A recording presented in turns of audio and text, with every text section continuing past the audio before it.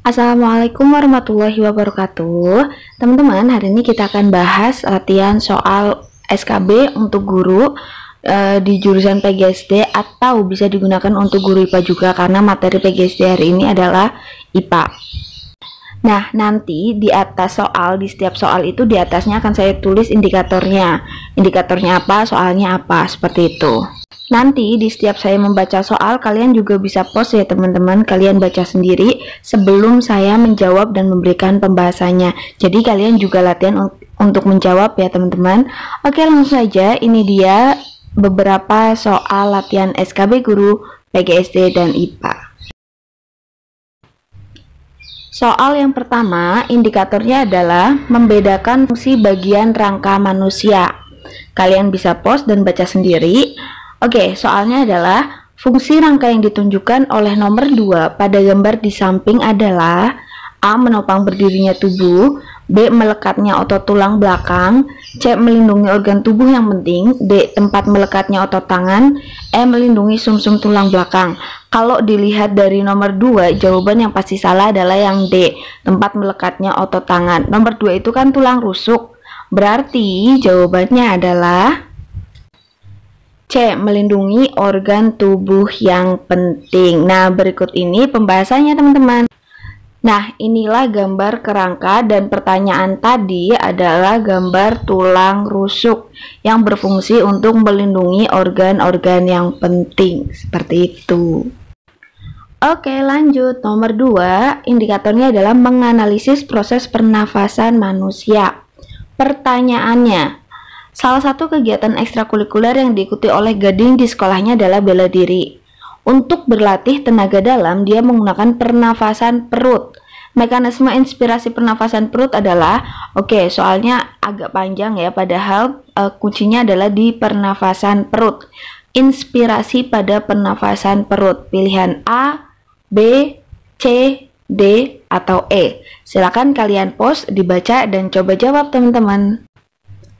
Dan jawaban untuk nomor 2 adalah B. Diafragma berkontraksi, volume rongga dada membesar, tekanan udara rongga dada menurun, udara luar masuk paru-paru. Nah, pembahasannya ini teman-teman. Yang namanya pernafasan perut itu pernafasan yang melibatkan otot diafragma.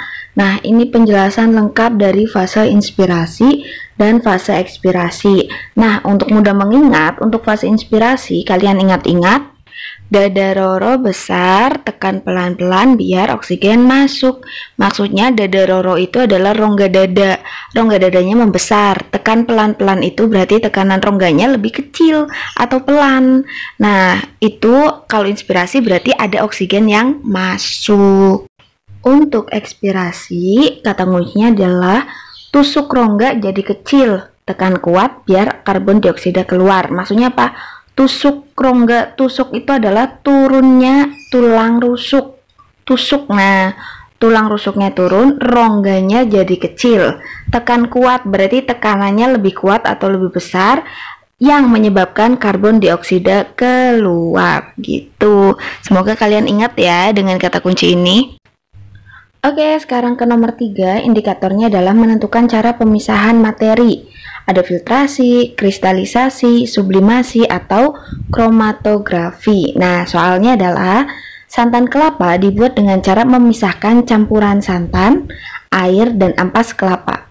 Cara pemisahan demikian ini merupakan salah satu contoh pemisahan materi dengan cara A, B, C, D, atau E. Nah, kalau kasusnya santan kelapa ini agak mudah. Kenapa? Yang namanya santan, air, ampas itu kan disaring, berarti difilter. Ya udah ketahuan jawabannya adalah A, filtrasi. Oke, nomor 4, indikatornya adalah menyimpulkan kelebihan teknik perkembangbiakan tumbuhan atau hewan. Oke, soalnya perhatikan pernyataan berikut ini. Ada pernyataan 1-8, kalian bisa pause dan baca sendiri. Soalnya adalah pernyataan di atas yang merupakan kelebihan teknik perkembangbiakan tumbuhan secara generatif adalah, jawabannya adalah option B, 1, 2, 5, 6. Kelebihannya itu kayak manfaatnya ya. Manfaatnya kalau perkembangbiakan secara generatif itu yang pertama adalah tanaman yang dihasilkan memiliki perakaran yang kuat. Terus ada menghasilkan varietas baru. Biaya yang dikeluarkan lebih murah dan umur tanaman akan lebih lama. Untuk lebih lengkapnya ini dia pembahasannya. Ini dia kelebihan tanaman secara generatif. Yang perlu kalian ingat adalah baru kumur lama. Barunya apa? Barunya adalah memunculkan atau menghasilkan varietas baru. Kunya adalah kuat tanamannya, murnya murah, lamanya adalah usia tanamannya lebih lama gitu. Nah, kalau ini adalah kelemahan budidaya tanaman secara generatif. Memang tidak ada kata kuncinya, gimana cara mengingatnya? Kalian harus ingat sendiri. Ada A, B, C, dan D. Cuman kalau kalian pelupa, ya udah ingat aja tadi kelebihannya. Lanjut, soal nomor 5 ini indikatornya adalah menentukan parameter gelombang yang terjadi pada bunyi. Soalnya bisa kalian pause dan dibaca sendiri. Nah, soal nomor 5 ini kaitannya dengan resonansi. Apa sih resonansi?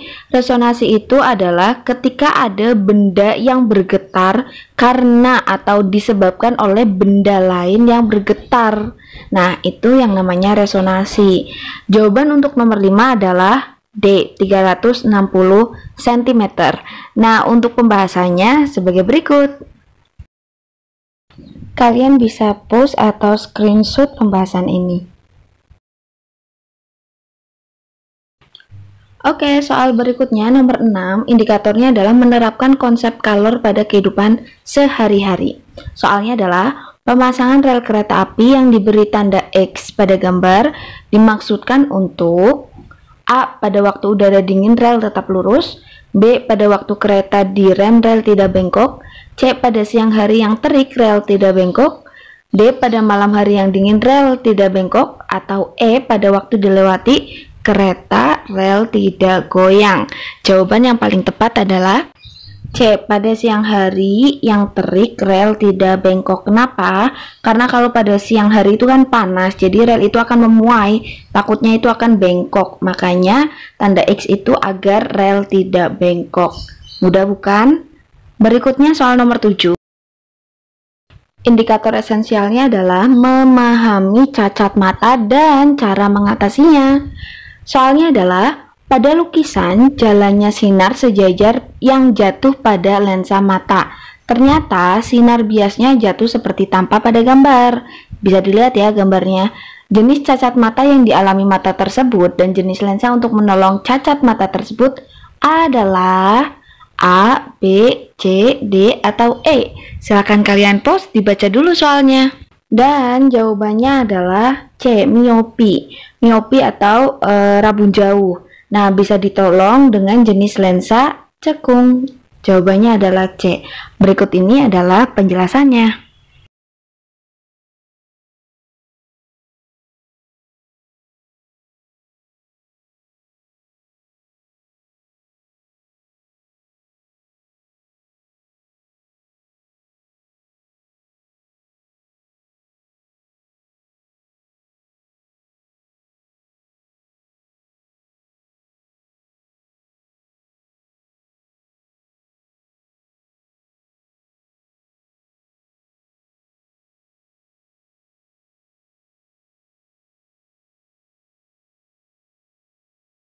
Lanjut, nomor 8, indikatornya adalah menerapkan konsep gaya dan gerak pada kehidupan sehari-hari. Soalnya adalah, Pak Prajana sedang berada di mobil angkutan yang sedang melaju. Dia membawa segelas air teh tanpa tutup yang ia letakkan di dashboard atau rak minuman. Tiba-tiba, supir angkot mengerem mendadak. Berdasarkan pemahaman Anda tentang pengaruh gaya pada gerak benda, apa yang akan terjadi pada air dalam gelas yang ditaruh di dashboard tersebut? Jawabannya adalah D. Air akan tumpah ke depan. Nah, berikut ini adalah penjelasannya.